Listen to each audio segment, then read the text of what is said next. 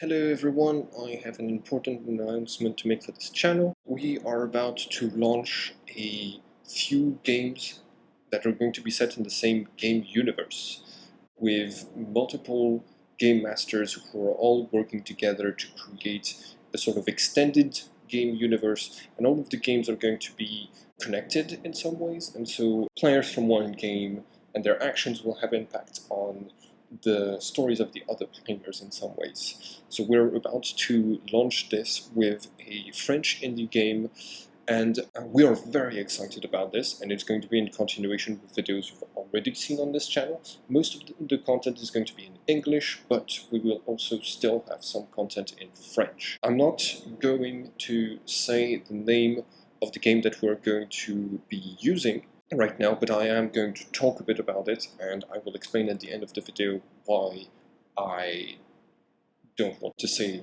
its name. We are currently 3 game masters for 3 different games, but we want to sort of expand this. Right now we've only got 1 game running, and we're still looking for new players so we can put them into other games, so we can start recording videos for them. And we are also looking for 2 other game masters who could come and complement the 3 game masters that we already have.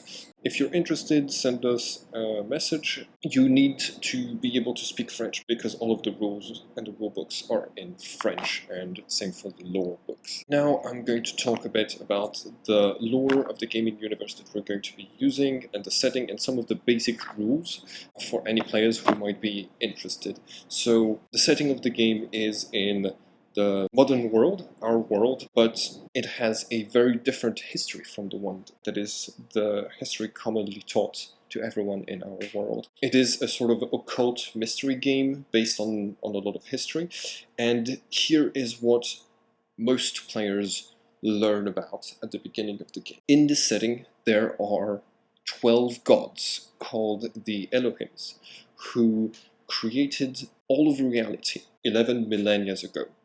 And we remember them as the 12 signs of the zodiac. And after they created Earth, they had this moment when all of them had participated in the creation of humans. And the Gemini, who were twins, could not decide whether humans belonged to the light and they were good creatures who acted more on good deeds, or whether we belonged to the darkness and that we were evil in our deepest nature. So they made a bet.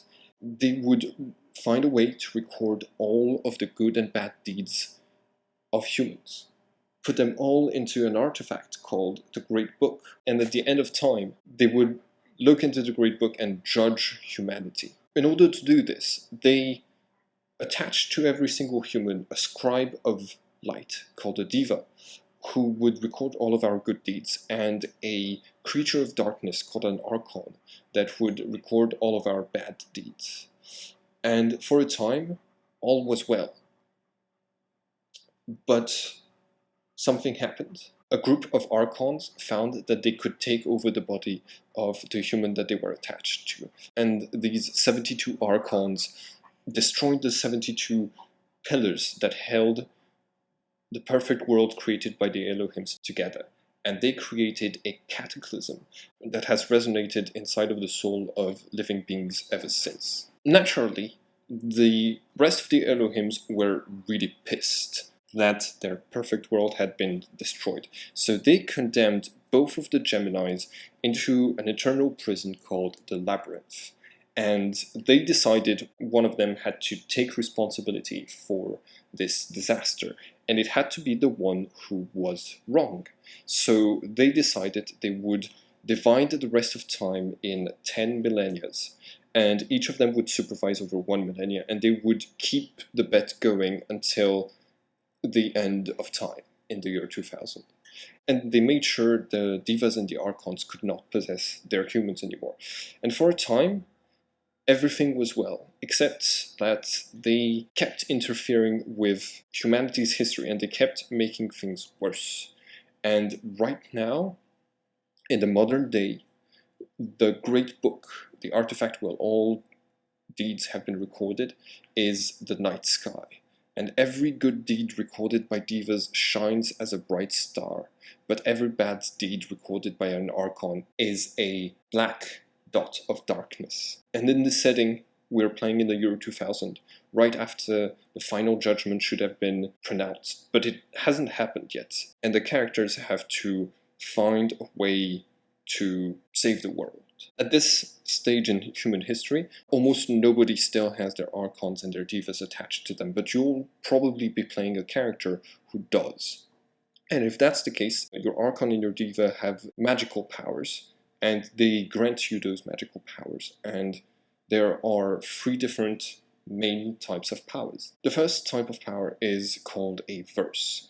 A verse is a sentence or a few sentences that refer to one of the good and bad deeds recorded into the Great Book. And if you pronounce this verse and you fuel it with energy from your Archon or your Diva, depending on whether it's a light verse or a dark verse, you can create a similar effect as the story that is being referenced. So if the story was about betrayal, then you might be able to make yourself invisible to stab someone in the back. The verses are separated into 2 kinds, light and dark, and they are always learned in pairs. And then there are the auras. Those are magical powers that allow you to call upon the spirit of the Elohims who impacted you the most when they created you. Every human being has natural talents in the universe of this game, and those talents are manifested by zodiac signs that boost some of your skills. All skills are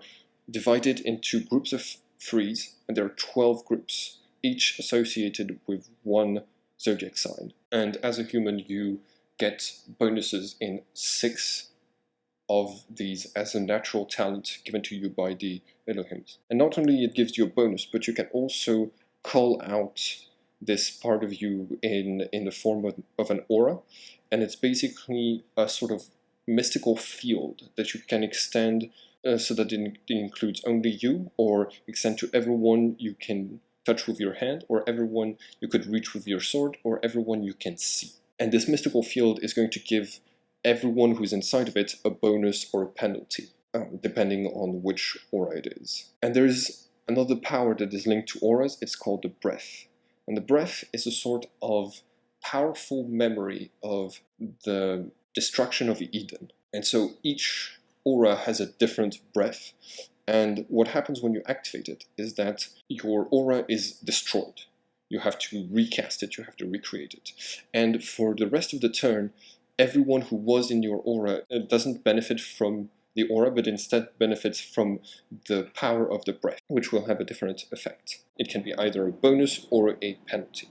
And then there are assets. Assets are powers that you can activate if you have a sister sword or a daughter sword. Not everyone has these when they start the game. They are given to you by a group called the Fire Swords if they choose you to be a sort of warrior of light.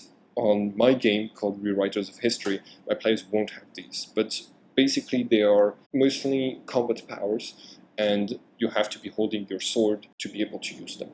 All of these powers are fueled by the mystical energy called karma.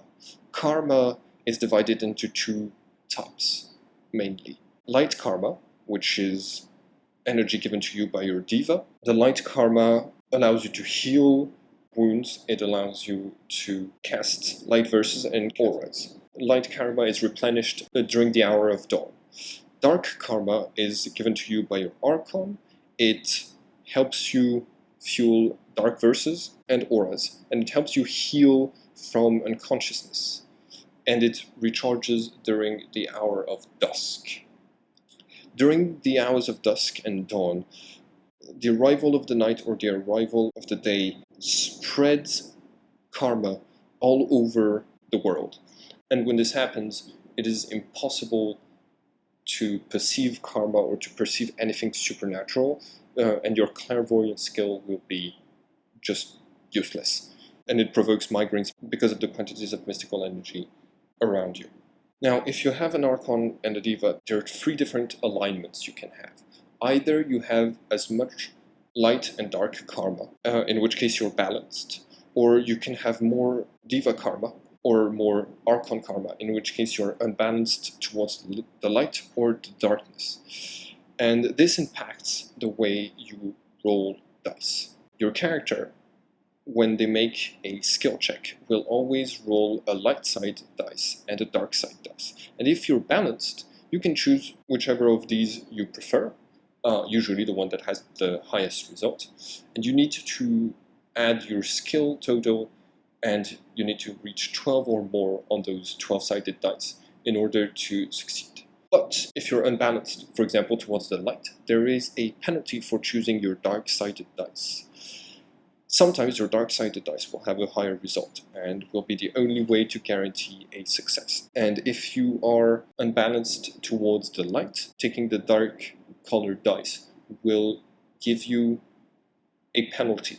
At the end of the scenario, when you win experience points, for every time you've chosen that dice, you gain 1 experience point less. Instead, that experience point becomes a credit, which is an experience point reserved to raise your darkness karma, to bring you back towards a state of balance. And if you're unbalanced towards the darkness, then the credits will be used to raise your light karma pool.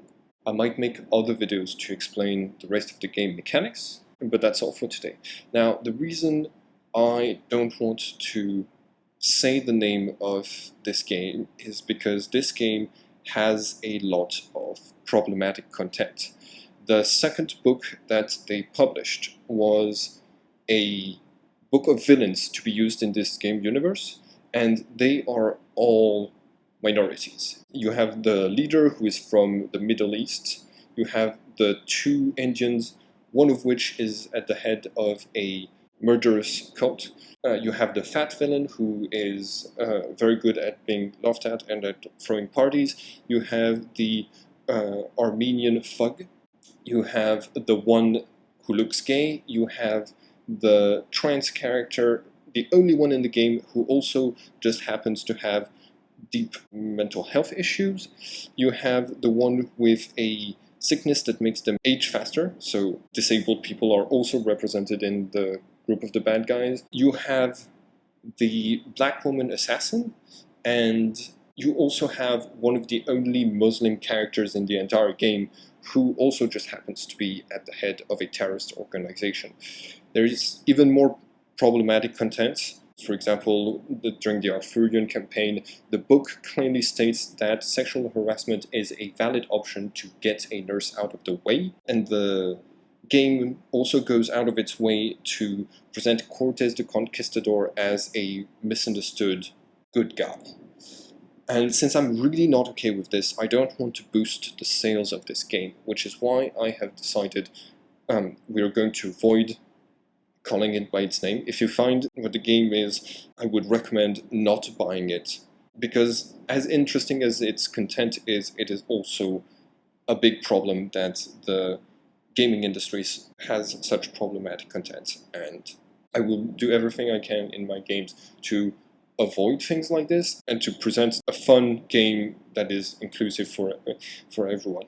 So that's it for the announcements for this channel. I wish you everyone a good day. We will start uploading videos of the new game in a couple of days.